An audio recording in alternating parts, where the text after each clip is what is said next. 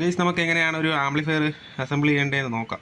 അതിന് ആദ്യമായിട്ട് ആവശ്യമായിട്ടുള്ള ഒരു സാധനമാണ് ക്യാബിനറ്റ്. അത്യാവശ്യം നമ്മൾ ഉദ്ദേശിക്കുന്ന ഒരു ആംപ്ലിഫയർ എത്ര വാട്ട്സ് ആണ് അല്ലെങ്കിൽ എത്ര ബോർഡ് ഉൾക്കൊള്ളിക്കുന്നു എന്ന് ഉള്ള ഒരു അടിസ്ഥാനത്തിൽ നമുക്ക് ആദ്യം വേണ്ടത് ഒരു അത്യാവശ്യം നല്ലൊരു ക്യാബിനറ്റാണ്. ക്യാബിനറ്റിൻ്റെ പ്രൈസ് റേഞ്ച് വരുന്നത് 900-1000 റേഞ്ചിലാണ് ഈ ഒരു ക്യാബിനറ്റിൻ്റെ പ്രൈസ് റേഞ്ച് വരുന്നത്. അത്യാവശ്യം നമുക്കൊരു 5 ചാനലിൻ്റെ ബോർഡും ട്രാൻസിസ്റ്ററിൻ്റെ 5 ചാനലിൻ്റെ ബോർഡും ഒരു 300 വാട്ട്സ് RMS ഒക്കെ വരുന്ന സബിൻ്റെ ഒരു ബോർഡും വെച്ചിട്ട് ആമ്പ് ചെയ്യാൻ വേണ്ടി നമുക്ക് ഈ ഒരു ക്യാബിനറ്റ് നമുക്ക് ധാരാളം മതിയാവും. ഇതിൽ നിന്നും വലുത് ഉണ്ട്, നമുക്ക് തൽക്കാലം ഇത് തന്നെ മതിയാവും. കാര്യം 900 രൂപ റേഞ്ചിനകത്തുള്ളൊരു ക്യാബിനറ്റാണ് ഈ കാണുന്നത്.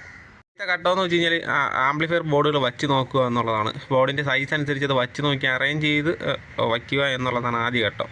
അപ്പോൾ ഈ ഒരു രീതിയിൽ നമ്മൾ ആംപ്ലിഫയേഴ്സ് ബോർഡുകൾ അത് അറേഞ്ച് ചെയ്ത് വെച്ച് കഴിഞ്ഞാൽ നമുക്കിത് ഡ്രില്ല് ചെയ്ത് ഹോൾ ചെയ്യുക എന്നുള്ളതാണ് ഫസ്റ്റ് പരിപാടി. അപ്പം ഇത് ഞാനിപ്പോൾ അങ്ങനെ ചെയ്ത് വച്ചിരിക്കുന്നതാണ്. ആടി സൈഡ് ബാക്ക് സൈഡ് കാണുമ്പോൾ നിങ്ങൾക്ക് മനസ്സിലാവും ഈ സ്ക്രൂസ് എല്ലാം അതിന് വേണ്ടിയിട്ടുള്ള ഒരു സംഭവമാണ്. അപ്പം മെറ്റൽ തുളയ്ക്കുന്ന ഹൈ സ്പീഡ് ബിറ്റ് കിട്ടും. ആ ബിറ്റ് ഇട്ട് നമുക്ക് എത്ര ഹോളുകളാണ് ഇടേണ്ടതെന്ന് വെച്ച് കഴിഞ്ഞാൽ അത് കണക്കാക്കി നമ്മൾ ഹോളിട്ടെടുക്കണം. ഹോളിട്ടെടുത്തിട്ട് ബോർഡിൽ സ്പേസർ, ഞാനിപ്പോൾ ഉപയോഗിക്കുന്ന സ്പേസറാണ്. ചില ആൾക്കാർ നെട്ടും ബോൾട്ട് ഉപയോഗിച്ചാണ് ചെയ്യുന്നത്. അപ്പോൾ സ്പേസറാണ് എനിക്ക് കുറച്ചുകൂടെ ഇഷ്ടം. കാര്യം കുറച്ചുകൂടെ വൃത്തിയാവുന്നത് സ്പേസറാണ്. അപ്പം സ്പേസർ ഇതുപോലെ ഇടുക. ഇപ്പോൾ ഇവിടെ 2 സ്പേസർ ഇടാനുണ്ട്, ജസ്റ്റ് ഞാനൊന്ന് അറേഞ്ച് ചെയ്ത് വെച്ചിട്ടുള്ളൂ. കാര്യം വയറിങ് ഇനി ചെയ്യേണ്ടതാണ്. അപ്പോൾ സ്പേസർ ഇട്ടിട്ട് നമ്മൾ ഇതിന് ഇവിടെ പിടിപ്പിക്കുകയാണ് ചെയ്യുന്നത്. സബിൻ്റെ ബോർഡ് മാത്രം ഒന്ന് ജസ്റ്റ് ഒന്ന് ഹോൾ ചെയ്തിട്ട് ഹീറ്റ് സിങ്ക് ഹോൾ ചെയ്തിട്ട് നമ്മൾ അതിൽ പിടിപ്പിക്കുകയാണ് ചെയ്തിരിക്കുന്നത്. അപ്പോൾ ഇങ്ങനെ നമ്മൾ ചെയ്ത് കഴിഞ്ഞാൽ അതിനുള്ള ഗുണമെന്ന് വെച്ച് കഴിഞ്ഞാൽ ഇത് അങ്ങ് ഇരുന്നോളും, വേറെ പ്രശ്നങ്ങളൊന്നുമില്ല. അപ്പോൾ അതങ്ങനെ ഇരുന്നോളും. ഈ ഒരു ഭാഗത്ത് റിമോട്ട് കിറ്റിൻ്റെ ഒരു യൂണിവേഴ്സൽ ഓഡിയോസിൻ്റെ ഒരു റിമോട്ട് കിറ്റാണ് വന്നിരിക്കുന്നത്. അതിൽ യൂണിവേഴ്സൽ ഓഡിയോസിൻ്റെ തന്നെ സ്പീക്കർ പ്രൊട്ടക്ഷൻ നമ്മൾ നേരത്തെ വീഡിയോ ഇട്ട പോലെ തന്നെയാണ്. ഇത് വരുന്നത് പവർ സപ്ലൈയുടെ ബോർഡുമാണ്. അതിനുശേഷം നമ്മൾ ചെയ്യേണ്ടതെന്ന് വെച്ചാൽ ഫസ്റ്റ് ചെയ്യേണ്ടതെന്ന് വെച്ച് കഴിഞ്ഞാൽ ഇതിൻ്റെ അടിയിലത്തെ ഫുഡ് ഫീറ്റ് ഘടിപ്പിക്കുക എന്നുള്ളതാണ്. ആംപ്ലിഫയറിനെ നമുക്ക് താങ്ങി നിർത്തുന്ന 4 ഫുഡ് ഫീറ്റ് ഫസ്റ്റ് ഘടിപ്പിക്കുക എന്നുള്ളതാണ്. അപ്പോൾ അതിപ്പോൾ എനിക്ക് കിട്ടിയില്ല, സ്റ്റോക്ക് വന്നിട്ടില്ല. സ്റ്റോക്ക് വന്നതിന് ശേഷം ഞാനത് എടുത്തിട്ട് ചെയ്യുള്ളൂ. അപ്പോൾ അത് പിടിപ്പിക്കാൻ നമുക്ക് പിന്നീടാലും ചെയ്യാം, എന്നാൽ ആദ്യം അതാണ് ചെയ്യാനുള്ളത്. അപ്പം അത് കഴിഞ്ഞതിന് ശേഷം നമുക്ക് ഈ ബോർഡ് വച്ച് പിടിപ്പിക്കുക എന്നുള്ളതാണ്. പിന്നെ ചെയ്യേണ്ടത് ട്രാൻസ്ഫോമർ പിടിപ്പിക്കുക എന്നുള്ളതാണ്. അപ്പം ഈ ട്രാൻസ്ഫോമറാണ് ഏറ്റവും ലാസ്റ്റ് നമ്മൾ വയ്ക്കേണ്ടത്. കാര്യം എന്ന് വെച്ച് കഴിഞ്ഞാൽ ട്രാൻസ്ഫോമർ വെയിറ്റുള്ള സാധനമാണ്. അപ്പം ട്രാൻസ്ഫോമർ നമ്മൾ ഏറ്റവും ലാസ്റ്റാണ് വയ്ക്കേണ്ടത്. അപ്പോൾ ഇതിലിപ്പം ഒരു കോട്ട് ഒരു ജസ്റ്റ് ഒന്ന് സ്പ്രേ പെയിൻറ്റ് ചെയ്തേക്കാണ്. കാര്യം എന്ന് വെച്ച് കഴിഞ്ഞാൽ ഇതിന് വാർണിഷ് അത്ര ക്ലിയർ ആയിട്ട് ഉണ്ടായിരുന്നതായിട്ട് എനിക്ക് തോന്നിയില്ല. അപ്പോൾ വാർണിഷ് ഇല്ലാത്തതുകൊണ്ട് ജസ്റ്റ് ഒരു കോട്ട് മാത്രമാണ് അത് ചെയ്തിട്ടുള്ളത്. അങ്ങനെ സ്പ്രേ പെയിൻറ്റ് ചെയ്താൽ പ്രശ്നമാണെന്നൊക്കെ പല ആൾക്കാരും പറയുന്നുണ്ട്. പക്ഷേ എനിക്കതിങ്ങനെ ഒരു പ്രശ്നമായിട്ട് ഇതുവരെയും തോന്നിയിട്ടില്ല. കാരണം അവിടെ എൻ്റെ വീട്ടിൽ വെച്ച് ക്ലാസ് A ആംപ്ലിഫയറിൽ വരെ ഞാൻ ഇതുപോലെ ജസ്റ്റ് ഒന്ന് പെയിൻറ്റ് ചെയ്തിട്ടാണ് വച്ചിട്ടുള്ളത്.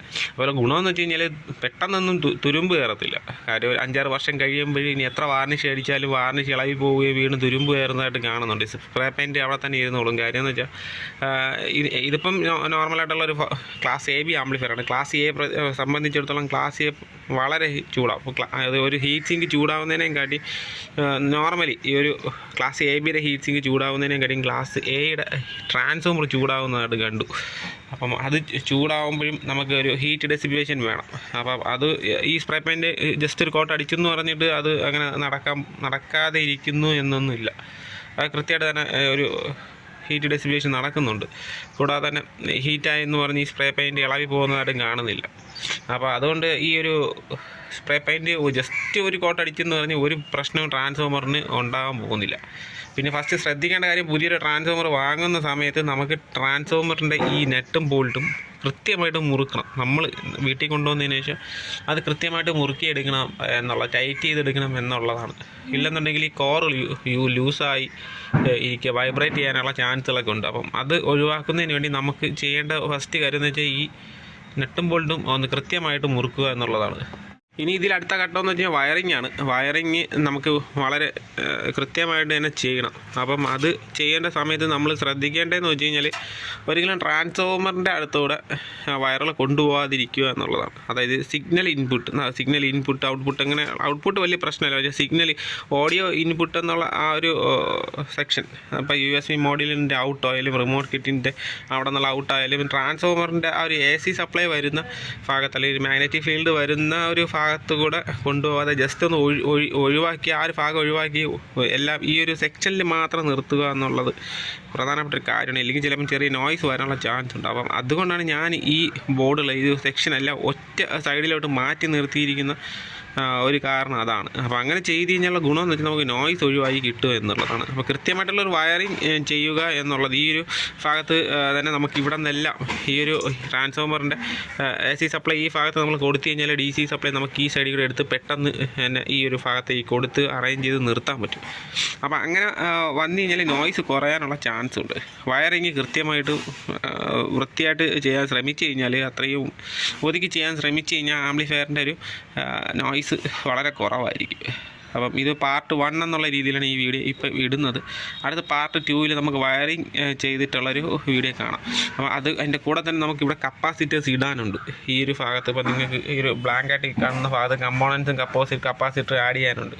അതും കൂടെ ആഡ് ചെയ്ത് കഴിഞ്ഞാൽ ഏകദേശം ഈ ഒരു ആംപ്ലിഫയറിൻ്റെ ഒരു പൂർണ്ണതയിലേക്ക് നമുക്ക് എത്തി എന്ന് പറയാം. പിന്നെ ഫ്രണ്ട് പാനലാണ്. അപ്പം ഈ ഒരു വീഡിയോ ഏകദേശം പാർട്ട് 3 3 വീഡിയോകളായിട്ടായിരിക്കും ചിലപ്പോൾ ഇത് ചെയ്യാൻ പോകുന്നത്. അപ്പോൾ ജസ്റ്റ് ഇത് പാർട്ട് 1 എന്നുള്ള രീതിയിലാണ് ഇത് ചെയ്തിരിക്കുന്നത്. എങ്ങനെയാണ് നമ്മൾ അറേഞ്ച് ചെയ്ത് വയ്ക്കേണ്ടതെന്നുള്ള ഇത് എൻ്റെ രീതിയാണ്. പല ആൾക്കാരും പല രീതി ചെയ്യുന്നുണ്ട്. ഇത് എൻ്റെ രീതിയാണ്. ഞാനിങ്ങനെയാണ് പൊതുവെ ചെയ്യാറുള്ളത്. അപ്പം അടുത്ത വീഡിയോയിലേക്ക് കാണാം. ജസ്റ്റ് ഞാൻ ഈ ഒരു വീഡിയോ ഇങ്ങനെ നിർത്തുകയാണ്.